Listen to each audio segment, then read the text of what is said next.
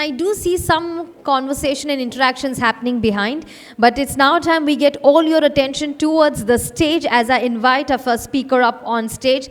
Ladies and gentlemen, please put your hands together for Mr. Gaurav Paruthi, Vice President, HDFC Ergo General Insurance. Well, that will be followed by a fireside chat. For the same, I'll invite our speakers very soon.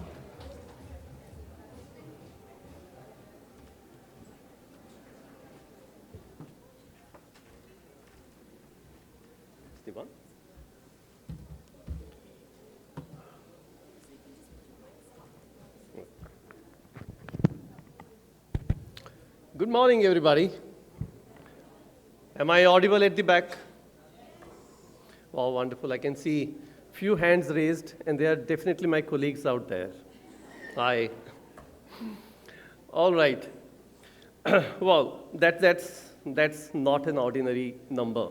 19500. Not an ordinary number. Any guesses what does that stand for? Anybody? 10 seconds. Easier for me to answer because I've done a lot of research on this. All right. You know what? Approximations intact. These are around the world. This is the number where, an average person, this is the number of dreams that the person take in a lifetime. That's one.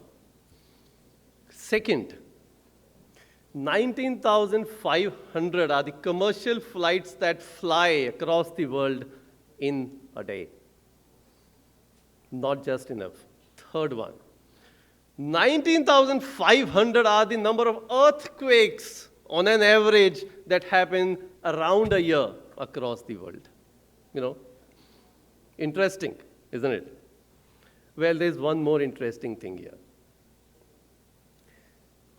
According to census data, this same number, around the same number, which is 19,500 to be precise, are the number of languages or the dialects which are being spoken in our country. And this shows, the kind of diversity that exists around us.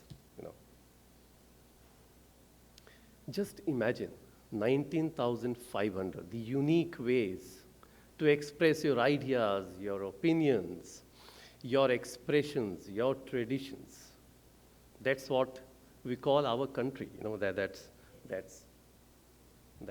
diversity to the core, isn't it? Now, talking about diversity, it's a buzzword. Yesterday, I heard there's been so many things spoken around diversity. Imagine, just putting an analogy into place here. Imagine an orchestra playing with renowned musicians coming from the world, with so many instruments with them. There'll be sitars, there'll be guitars, there'll be all kind of other instruments that are brought to a particular orchestra in a room. And the harmony has to be kind of world-class, isn't it? However, that's simply not enough. The conductor has to ensure that every instrument or the musician finds the right place in the room. All the voices of the instruments as well as of the musicians are heard in the right way. This is where the symphony happens, isn't it? Yes or no, everybody? Otherwise, it becomes so chaotic. It will descend into cacophony and not a symphony at the end of the whole day, isn't it? This is where diversity becomes meaningful only when the inclusion is at the core of the whole thing. And inclusion, without inclusion, diversity would not exist in the way that we want it to be taken care of.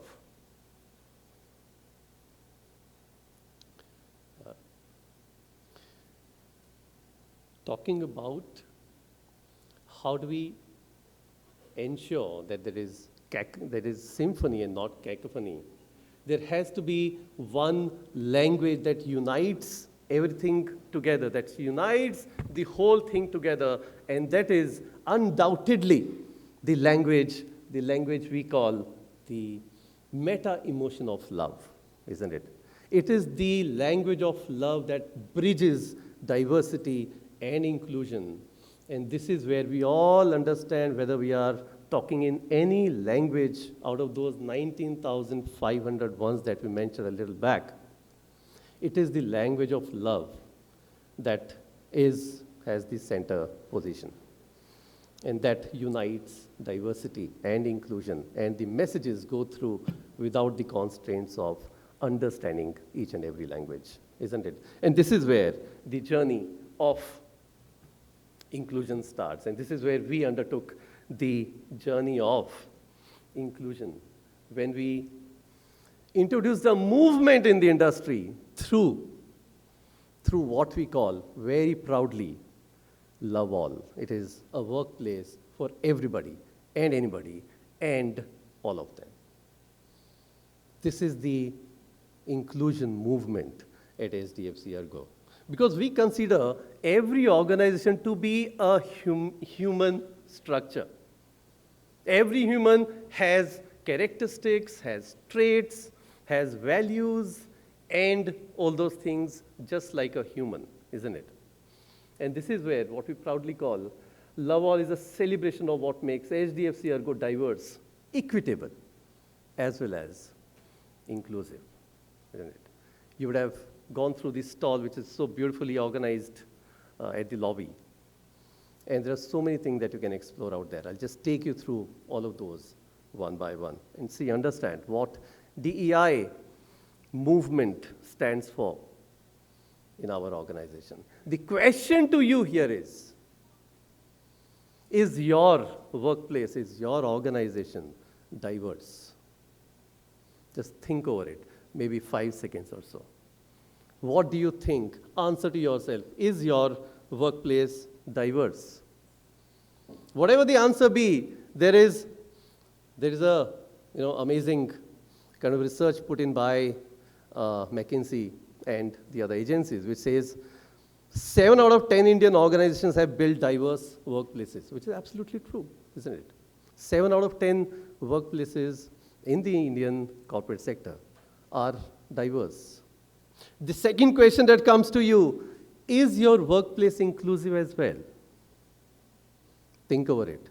Is it diverse or is it inclusive as well? Whatever your answer is, the same research shows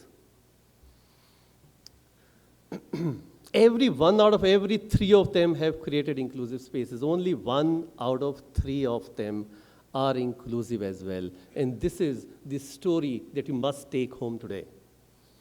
Is it only diverse, or is it moving into the symphony and not the cacophony? Is it bridging through the common language of love that unites diversity and inclusivity at the end of it? No. All right. To elaborate it further, there's a beautiful AV that might summarize the whole thing as of now together. And we would like to play it now. A small request, however, would like you to just close your eyes very, very seriously. Can we have the lights dimmed, please? I would request everybody to just watch the AV with your eyes closed and through your ears. Let's feel how does it enter into your system. Understand, and let's take it forward from there. Eyes closed, everybody. Can we raise your hands while your eyes are closed? Okay, almost there, almost there. Keep your eyes closed until I say, please open those. Here we go. This film was created with an audio description for people with visual impairments. A mother sits in a park with her newborn baby while her young son plays. She speaks to us in a mother's voice. Why do fathers get fewer parent leaves? 4 men laugh together in a gentleman's lounge. One of them speaks to us in a woman's voice. Why are women kept out of some roles in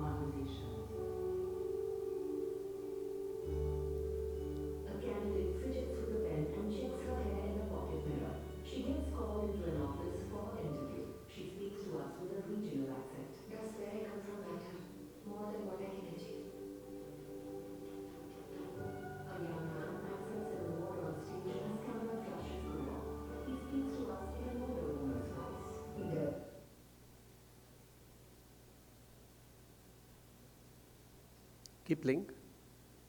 Keep your eyes closed, everybody, please. Is it paused?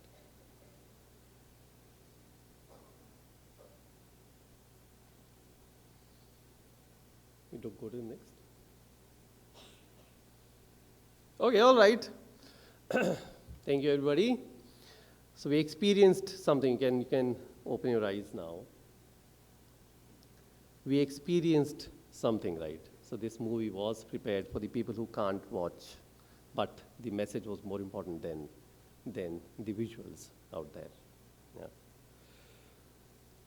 All right, we'll come to the whole movie once again, just to ensure that with eyes open and eyes closed, what is the difference, so that we are able to empathize with the people who are not as lucky as all of us are.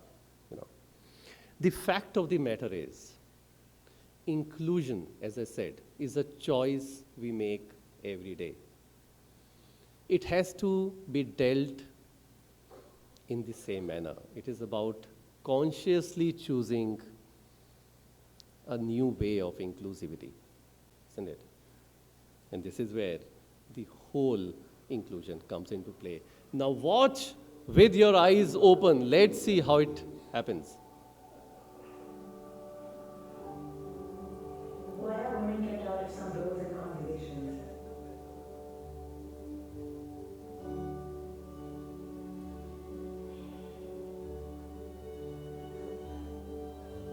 Because where I come from matter more than what I can achieve.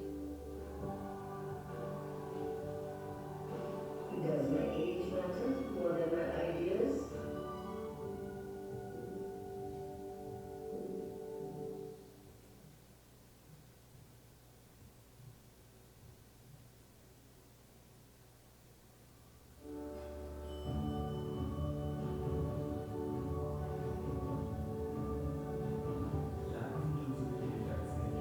With love, HDFC Ergo makes space for everyone to thrive. Thank you, everybody.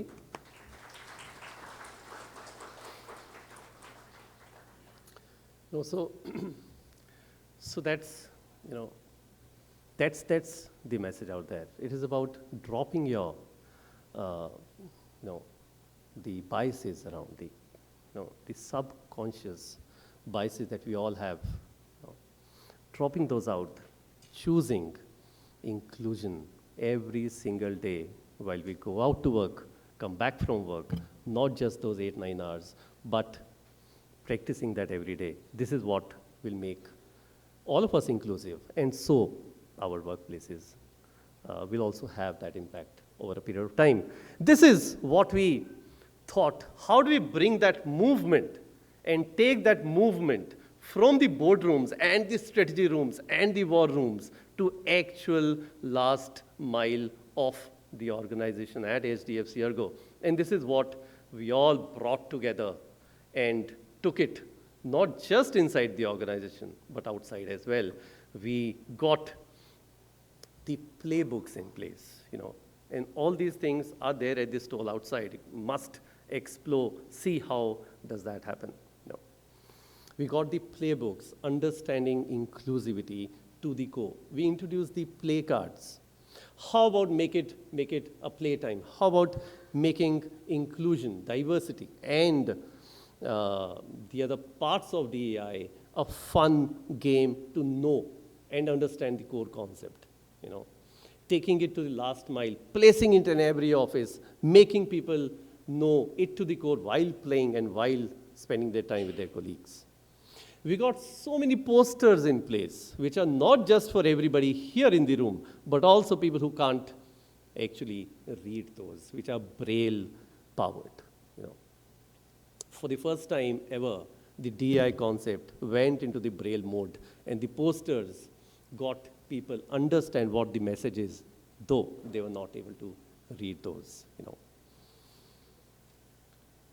And we just didn't stop there. These are some of the things that we did on the whole movement, crafting space for every industry. We just didn't limit all these things within our industry. We thought inclusion has to be everywhere, isn't it?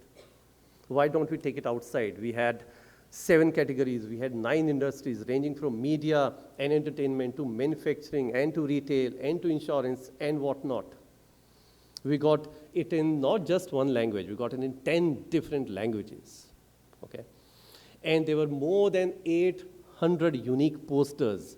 Those were created and supplied to the partner organizations and who wanted to make this movement big in their organizations as well. This is the Cards for All. This is about making it a gamified way of knowing more about DEI as a concept. You play with your colleagues, learn, answer questions, and get that understanding of the concept, believing in the empathizing concept of inclusion. Just small snippets here.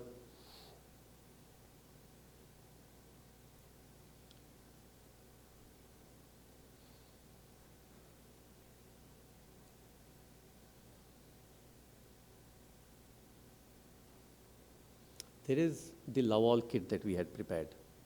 And that is not just to be consumed with HDFC Ergo. Any organization sitting out here who want to take all these things as a package, they just need to go to a website which is loveallequally.com. Enter their details of the organization, put in the logo, and everything will be downloaded in your way, in your organization's manner, which is also what you can experience right there at this stone. And everything gets downloaded, use that within your organization, be part of the DEI movement. This is what the details that you need to put in, and anything that you want to reach out to us for, you can do that on the link mentioned, which is loveall@hdfcergo.com. Right. These are some of the partners. The AV that you saw was by our partner BBH. We have Avatar and Atypical Advantage also speaking, who are actively part of the movement, taking it to different organizations across the country.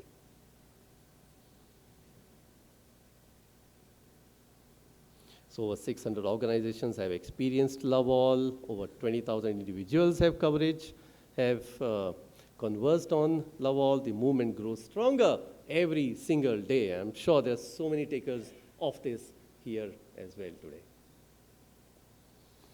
Some of the organizations who took this is what it looks in their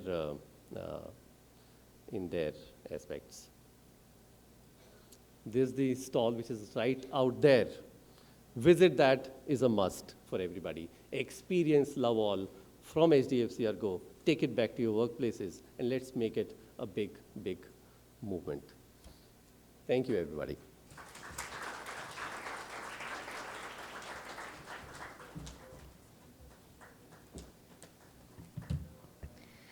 Well, thank you so very much, Mr. Gaurav, for sharing that very pertinent address with us. And really a fact that he just stated that diversity is a fact, but inclusion is a choice we make every day. So thank you for sharing that address with us. And it's now only befitting for me to invite speakers on stage to take this conversation forward. The stage is all set.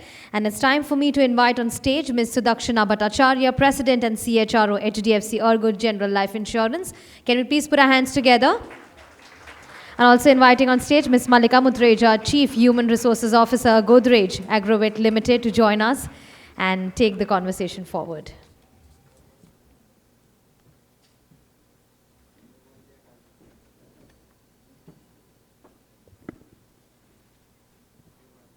What a video, Sudakshana. And I must say, I was mentioning to you in Godrej, we have a value belief which we say, bring your whole self.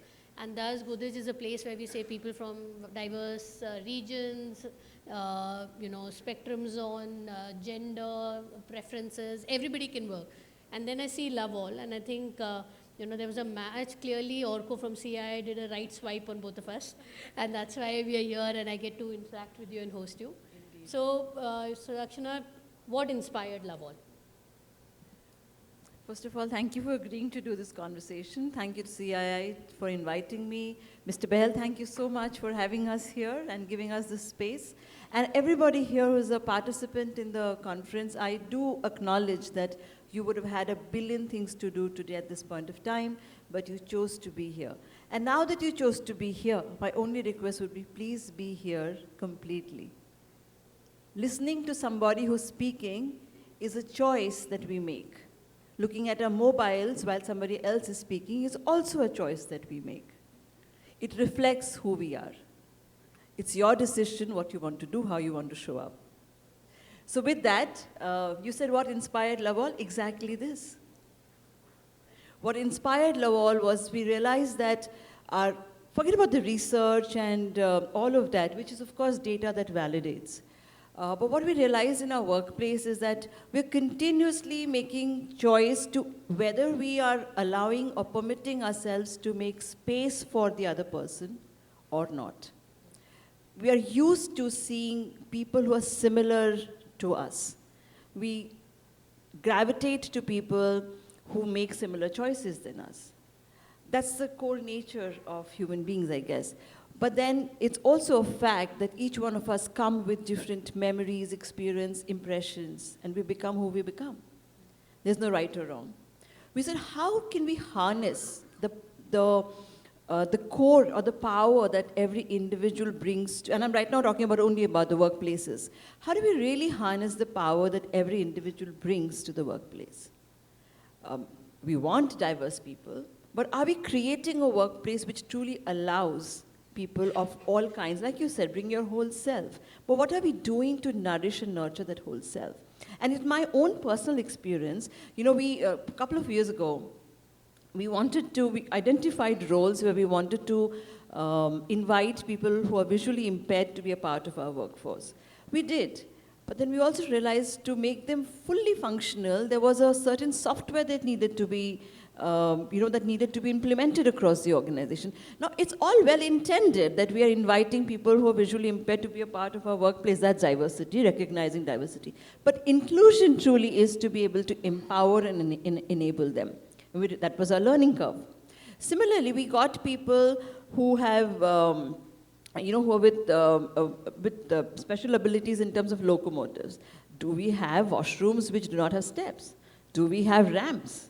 How do they navigate through different parts of the office? So all of these are learning curves. But that's a choice that we make as people. That's a choice that we make as organizations. That's a choice that we make as people leaders. And especially, I'm assuming most of us here are from the people function or from the HR function. As the custodian of how you want your organization to look outside and inside. That's something that you have to lead. I think this is all that kind of came together in a melting pot. And then we realized that we have to do something. The other thing that we also realized that if this is what is happening to an organized industry like ours, and also an organization which is backed by the names of HDFC, which I guess most Indians would know, and Ergo, which is a German company. All of Germany knows what Ergo is. It's a subsidiary of Munich Re. It's two powerhouses coming together. We have this kind of a challenge. What's happening to the organizations which are not that large or not that big? How do we make sure that we truly democratize inclusion? So some of these thoughts were like the meta input that went into creating Lawal. Our brief to our agency of record, BBH India, was that we want to create something which can be democratized, and that's where all this was born. So if anyone is feeling great about this movement, I would take it on behalf of every person who's really worked towards getting this to where we are today. 600 organizations is not a matter. I can tell why Gaurav felt so proud when he was presenting about Lawal.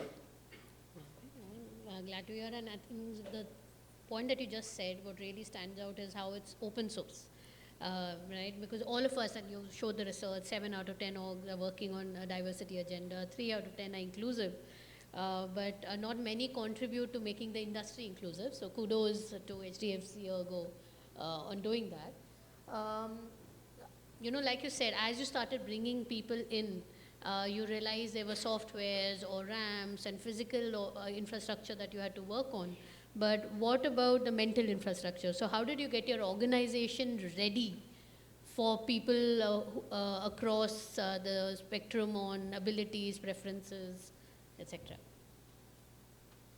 So I'll start with a personal example again, because I think a lot of it that we do or we influence our ecosystem also stems from what we experience as people. So, during our diversity movement, when we were inviting people of different kinds to come into the organization, I realized that I myself, I don't know how to speak to somebody who does not speak the way I speak. Have I made the effort to learn to speak in their language? Because that's truly inclusion. It's great to have, to present to the board or to the shareholders, stakeholders, saying that, we've moved our diversity index from this to this. But that's one thing. But what is it, how is that experience on a daily basis happening in the organization? When I meet that person, how do I ask how the person is feeling or how the day has been? And they don't understand the language that I am speaking, like I don't understand the language that they are speaking. So one had to make an effort to learn how to talk to people with different abilities. So, and Malika, you will be happy to know this. Like when we say bring your whole self, we knocked on people's whole self and said, are you willing to get certified to speak to people who cannot speak the way that you speak? So we started the sensitization workshop across the organization and our partners to make sure that people, A, recognize that we have a workforce which has representation from different kinds of people, and B, to equip themselves with basic sign languages in partnership with Atypical Advantage, so that our employees are certified in the basic sign language to be able to hold at least an introductory conversation with people who cannot speak the way we speak. And several other things, but I can go on talking, but I'm sure there are many questions that you will have of different kind on this. And from an unconscious biases that exist in your, okay, let me take a divergent view. I'm giving credit to Rajesh, who hosted a session yesterday on D&I, and he asked this question to all the HR folks, so I should ask it to you. What's an unconscious bias you as an HR person realized you have? That we carry a sense of entitlement, that we are giving opportunity to people who are differently abled. Who are we to give opportunity to people who are differently abled? So I think shedding that sense of entitlement that the world belongs to people like us and we are creating space for everyone, that was the biggest learning for me. Yeah, so I know that the world today is divided, in terms of diversity. A lot of people are shedding the diversity agenda and they don't want to do. But I guess they could also be on a different, spectrum of the diversity, different level of the diversity spectrum. Look at US, Walmart has taken off their diversity agenda, and some of the other companies also doing that. But I think in India, we're very nascent when it comes to all of this. So shedding our own sense of entitlement to say that we are creating opportunities for others and we are, the company will look more diverse. That was the biggest thing. Thank you. And now to my question, which is, how did you prepare your organization from getting the leaders, team managers, the unconscious biases that they had, the discomfort they would have had? So how did you prepare them more on the software part? So Malika, today what you're seeing where HDFC Ergo is on the diversity curve is far ahead than where we had started. So traditionally our industry has not been very well gender balanced. It has been a gender skewed industry for the longest time. So when we started, our first agenda was to have a little more or little better gender balanced organization. So we said, we'll have to work very hard to make sure that our gender diversity ratio looks much better. And it kind of it grew by 3 times over the last 3 years. And one of the lessons that we learned that it was possible because the hiring managers at the last mile, they recognized that team's performance was better if they had a better gender mix. I know we are all aware that all researchers show, the McKinsey research shows, the Deloitte research shows that a board which has better gender mix is more productive, or an organization which has more gender leadership better gender balanced leadership, has better performance. But what about smaller teams? How do I go to a small town in India and explain to that guy why he should hire a female and not a male candidate, if all being equal? But slowly we saw that the hiring managers started, their appetite to get a better gender balance team increased. And we saw that, so that's how we had the moment of truth, that when people at the position of decision, when they recognize the value, that is when the needle really moves. Absolutely bang on. I think everybody knows the research. At the senior leadership, everybody says it's right, but how do you convince the person on ground who's going to lead the team to do? So you have any stories to share of an employee or of a team which really benefited, which helped move the needle on line manager perception that this is the right way to go? So we have something called a digital office in the smaller, like tier 4, tier 5 towns of India.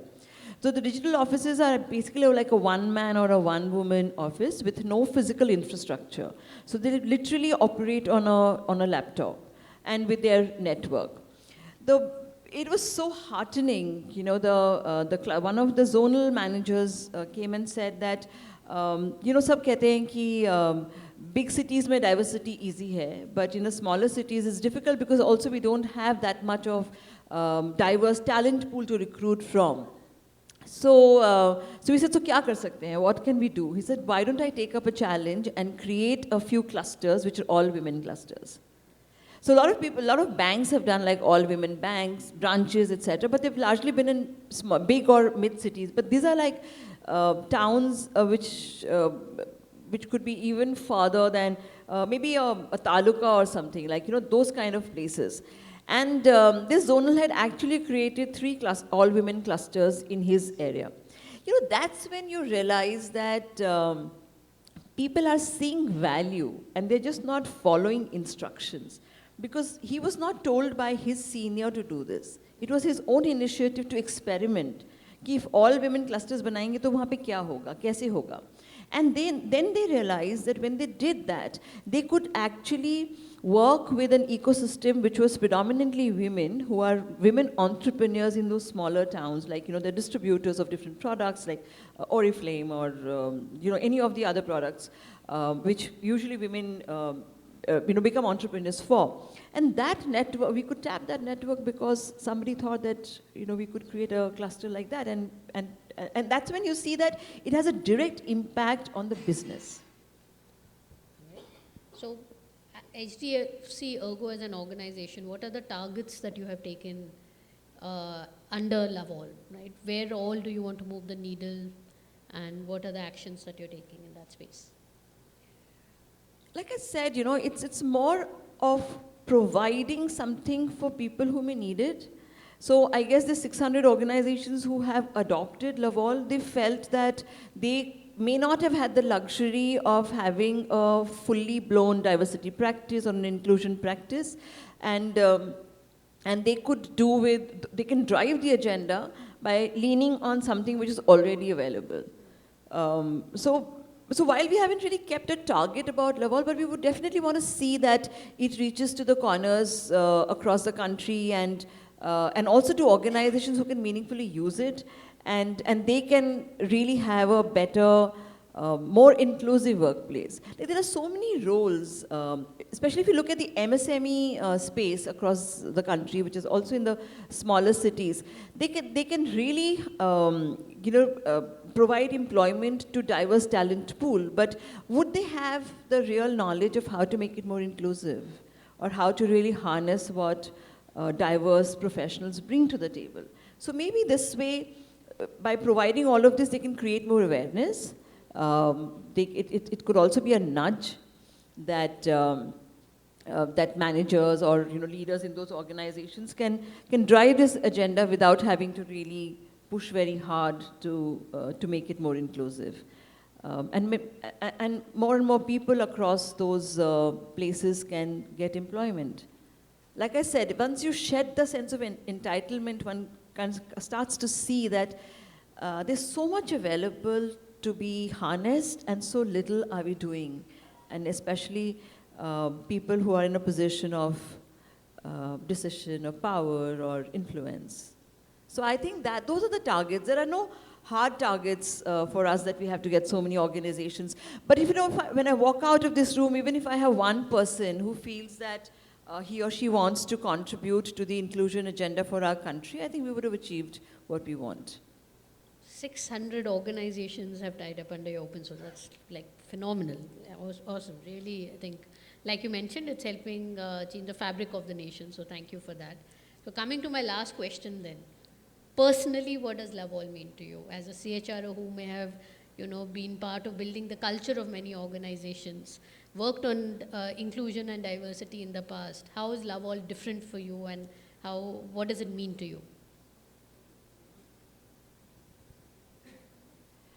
I would think that what makes us give that discretionary effort in anything. Like this, we've all grown up in our careers saying that you have to love your job. So what does love your job really mean? To me, love my job means that I am permitting myself to make that discretionary effort in my job to do it better than anybody else can do or better than the best that I can do. So I think that's what love all is all about. So it kind of comes from that. So if I extend this, how do we create space for everyone around us, even in our families? Because we feel an emotion for that individual is when we create that space. We invite that person to be a part of our ecosystem. So what drives? The emotion that drives is love. So I know there are big concepts and big models, but I've always felt that magic really happens when it's kept simple. So if I feel love for someone, I will create space for that person, no matter the ability, caste, creed, religion, color, abilities, all of that. For me, that whole space, that whole thing of love all means that just keep it simple and make sure that the world actually belongs to everyone. Can I make a little more space so that somebody else can enjoy a little more of it? Like even in our careers, right, we meet so many people and we feel that, oh, that person wasn't so great, or maybe I didn't really enjoy the conversation with that person, or I didn't feel so good. I inherently believe that everyone's doing their best. That best may not be the best for me at that time. That was a big lesson, and I think all that we do as inclusion and all that, stems from what we do and how it all showed up in Laval. Is also because we came across, you saw the team, BBH India, Atypical Advantage, Speak In, Avatar, they all work for a cause. Yeah. They all have a bigger purpose for what they do. Of course, they make money and they are visible and all of that, but there's something beyond that. There's an emotion that drives them. So I guess what you're seeing is the beautiful magic that everybody came together with similar sensibilities and they wanted to make something that could be lasting. That's what love all is. And getting everybody together and seeing this happen is what personally, what it means to me. I think that's phenomenal. I think just rallying everybody towards this cause, which is beyond the organization. And like you said, one person at a time being made more inclusive and keeping things simple, fabulous. And with this, I think on this note, let me take it to the audience. If there are any questions on this initiative or anything else that you would like to ask her. Yeah.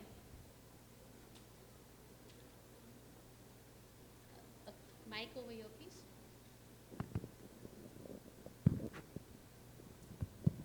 Yeah, hello. So for myself, Durgesh, I'm part of the Infosys team. So I just wanted to ask, the Love All initiative, you put in so much effort in terms of creating an inclusive environment for them. I actually want to ask on a different aspect, whereas once you made them part of the organization, so how do you manage to actually remove the biases while working on the performance management as well? Like, for example, if an employee has been, if a employee who's been physically challenged or visually challenged, how what efforts are put in to actually remove the positive or negative biases while working on the performance management when they're given any particular rating or assessment is done. So if I understand your question correctly, you want to know that how HDFC Ergo makes sure that people with different abilities have a fair share of what they deserve in their performance appraisal. Yes. So two ways that we did. First, as I said, that we invite people to bring their whole selves to work. So as a manager, if a manager is showing up with biases, then that's the choice that the manager is making. But the system is such where because usually appraisal happens between a supervisor and the team member, and often everybody else probably only betters or validates what has already been done by the manager. So the system takes care of, by removing the larger contribution that the manager brings to the table as far as appraisal is concerned. Like I told you, right, about sensitization. So we've sensitized our workforce as to how to deal with people who are visually impaired, how to assess their performance. And when so A, enabling them, B, making sure that the system takes care of these people more than just one person, which is, in this case, it could be a manager. Does that answer your question? Can I just add to his question to ask that, were you able to identify mainstream core jobs where you were placing people with different abilities? Because often I think in many organizations what happens is they're on the sidelines. And does this confusion happens on, do you keep the same level of performance goals for people, for all employees, not differentiating on their abilities? Thanks, Malika, for bringing that up. Yeah, so two ways again. One is that there are roles which are identified, but then those roles are not identified based on how important or not important it is for the organization. Those roles these roles can be handled by anyone. So people with visually impaired, or people who are visually impaired, and also people who are visually fine. So there is no discrimination over there. Number one. Number two, there is no discounting or special treatment, because that's the other thing that we learned during our diversity and inclusion initiative, that giving them a special treatment is taking away from their right of being normal. So you would have seen in some of our collaterals that we're saying that normalize things. Like, normalize men. I can see a lot of men here. Normalize men wanting to take extended paternity leaves. No judgment there, no biases there. I know the government has mandated maternity leave for 6 months, but we haven't yet mandated paternity leave. But if someone wants it, then let there be no judgment. Let there be no discounting in that person's appraisal. It is very deep and it is tough. It's not like it's not an easy thing to be an inclusive workplace. We have to go down to talk to managers across the country to educate them that, you have to permit yourself and you can't be judgmental just because somebody wants an extended leave. So we have leaves for caregivers, we have extended leaves for even for men folk who are primary caregivers in the family, who takes care of elderly and all of that. But like I said, it's one thing to have it in the books or as a policies, but it's a zero tolerance as far as HDFC Ergo is concerned. Zero tolerance. It's at the last mile. Only when we felt that this could happen in the organization is when we made it into, when we said that, okay, we could probably look at something as an open source movement. So in the process of, one question, in the process of making the organizations more diverse and inclusive. So that's on the right. Oh, Hi. so in the process of making these organizations our workplaces more diverse and inclusive, are there chances of compromising on the meritocracy? Because that's something which is coming up in the news as well, right? So if yes, then what are those conscious efforts decision makers should take to avoid that? Thank you for asking that. So first is, we said all being equal. So when we started with the agenda to have a better gender-balanced organization, we said all being equal, we will give the opportunity to the woman candidate or the female candidate. Because our agenda was to become a better gender-balanced organization. Thereafter, it's a even playing field for everyone. So I know there are organizations who've put in quota for promotions and stuff to have better gender representation in grades and levels, but we haven't gone that way. We said meritocracy prevails above all. And the decision or the choice to hire the female candidate or the male candidate is with the hiring manager. These are guiding principles by the organization, saying all being equal, we would prefer to have a female candidate. But you as a manager, if you feel that, no, you would still want to hire a male candidate, that decision that lies with you. But what we saw was that the hiring managers themselves felt that if they had a better gender balanced team, their chances of improving was more, performing was more. And I think they also felt that because traditionally, I don't know which industry you come from, but traditionally some of the industries there hasn't been equal representation by women. So, and I'm very conscious when I say this because I'm a woman myself, so I have to be very, very careful about how I come across in this. So it's only fair to give opportunities without compromising on meritocracy to women candidates. But that's a challenge. It's not easy. It wasn't like a breeze for us to get there. We had to keep doing sessions. We had to keep highlighting data. We had to keep highlighting researches. And we had to create more awareness across the organization. But yes, meritocracy prevails above all. If I may add that if you don't promote meritocracy, you're doing disservice to inclusion and diversity. Because then it does come back, it becomes then people then feel that they don't want people from different genders or abilities on their team because it's pulling their own performance down. So while hiring, like all of us do drive different agendas to ensure we are more balanced, but it has to be meritocracy. At least every year, annual appraisals, the system has to throw out people who are not performing irrespective of their background or gender. For this whole agenda to work successfully. Yeah. So give it another example, very common, all of you will relate as HR people, especially women who go on maternity during the middle of the year. So we had seen that their ratings get compromised when the appraisal happens because typically managers would come and say, but unhone pura saal to nahi kiya kam. So we said, we will take them off the bell curve or whatever is the rationalization curve. And we'll look at those cases independently. Again, a first principle there was, how long was the person there during the year?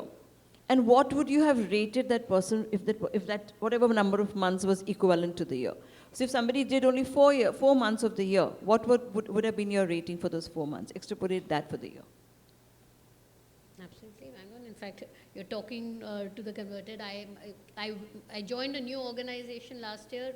6 months into the organization, went on maternity leave, and then came back, and I'm spending 6 months. And these are moments which convert employees and make them very loyal on how fair you are. Seeing my organization then looking at my 6 months, even though I was a new person, and then rating me fairly according to that. These are those moments when you say employee experience converts. These are those kind of things where once as HR people we stand for certain fairness, it makes a huge difference. I'll go to the last question to the person right in front of the camera. Yeah. Hi. First of all, thank you very much for very insightful discussion. I think there is a lot of discussion on the what and how of diversity. I feel that there are a bit more focus to be put on the why of the diversity and inclusion. I have seen different organizations driving this initiative using the social responsibility aspect because we need to give opportunity for everybody. Number one, that's one proposition. Other proposition that I heard is the creativity, productivity, problem solution proposition because diverse team would bring more creativity to the organization. I have seen when organization driving the customer proposition, like the customers are diverse, hence we need to be diverse. In your view, what would be the most effective driver to sell this idea internally in the organization? Because I strongly believe that the most critical person in this drive is the first level manager because he may be making the most effort to make this, this initiative successful. What is your view? Which one will give us the maximum impact in driving this movement? So if I've understood your question correctly, I would first say the fact that we are even having to talk about diversity and inclusion, which is such a normal way of living. The fact that we are having an agenda, we're having a conversation, we're having a conclave like this with so many people present, means we've missed something that we should have done a long time ago. So I think it starts from there. That why is it that we have to even talk about it? Why is it that we have to put as targets? My point is, ma'am, that's exactly my point. You see, are we missing that point? Why? So there So, lies, yeah. in my view, there lies the why. कि अब तक तो किया नहीं, तो at least now we're doing it. And if some people stood up and they said we will fight for the cause, it's only fair that everybody else joins the journey, joins in the journey. Because it didn't happen for so long. It is a truth that some sections of people or talent were underserved all this while. And we have to over-index on such underserved talent to make sure that everybody gets their place under the sun to shine. But it hasn't happened naturally, so people like you and I and Malika and everybody else in this room have to work harder to make sure that the other people do not feel that they were not served. So I would conclude that it's a social cause that we are driving, right? I wouldn't necessarily. I think there are multiple causes. I would say one, definitely, if India is to be the third largest economy in the world, we need to grow our organizations. Productivity needs to go up. We need skilled employee base. We know there is a demand-supply difference. There is a huge population of talent which is currently not working, right? So it makes, from a talent point of view, business sense for people, for us to get as much talent which is out there in our country, get them skilled and get them to join our organization. Second, from a productivity point of view, there are enough and more business cases out there to show that when you have diverse teams, and I'm not only saying gender balanced team, diverse teams, the performance and productivity is higher, right? So that is that lens. Why are we having to talk? Because there is a lot of bias in our society and India's fabric. Right, and it's there in many countries, but more in our fabric, where there are biases around whether women should work, whether people with disabilities, what kind of work they can do, and that's the reason it's an extra, focused agenda for us. But no organization, no entrepreneur, no shareholder is going to agree to this if it doesn't make financial and business sense. So social cause, yes, it makes a difference, but nobody puts their money only for social causes. They all want to make profit. They all wanted to make business sense, and there are enough case studies to show the business sense, because of which everybody is driving this. Yeah, so I wouldn't agree only on social. Yes, there is a social cause benefit to it, but more importantly, there's a business benefit to it. I think we failed on the human cause, so it had to be made into business cause. Yeah, thank you for the clarity. No, I was not proposing any of this course. My only proposal was that we need to be loud enough to basically make people aware. I mean, we cannot assume that it is understood. While we are discussing what and how, we need to be loud enough on why. Absolutely. So it is the conviction point. That will make the maximum impact and an execution phase. That's my proposal. No, it's great. Thank you for bringing it. Absolutely bang on. We have 300 or 400 people here. We hope all of you are advocates and you will also be loud. And with their open source initiative, 600 organizations have adopted it. I would hope all of you also go and visit their website, and more of us speak of it. So it's loud enough for everybody to know about it. Yeah. So with that, thank you so much for being such an engaging audience, and thank you so much, Adekshna. Thank you for bringing out the best in me, Malika. It's not the easiest. Thank you. You so much. Thanks. Well, thank you. Can we have a louder round of applause? Well, that was indeed a stimulating chat on how we can really build workplaces that work for all. May I now please invite on stage Mr. Ashank Desai to join us and felicitate our speakers with a memento, a token of appreciation. Would like to first felicitate and thank Ms. Sudakshana Bhattacharya, President and CHRO, HDFC Ergo General Insurance. Thank you for sharing HDFC Ergo's journey into Love All. I'd like to felicitate Ms. Malika Mutreja, Chief Human Resources Officer, Godrej Agrovet Limited. May I please also invite on stage Mr. Gaurav Paruthi, Vice President, HDFC Ergo General Insurance, to please join us as well. So we have one more felicitation for that very...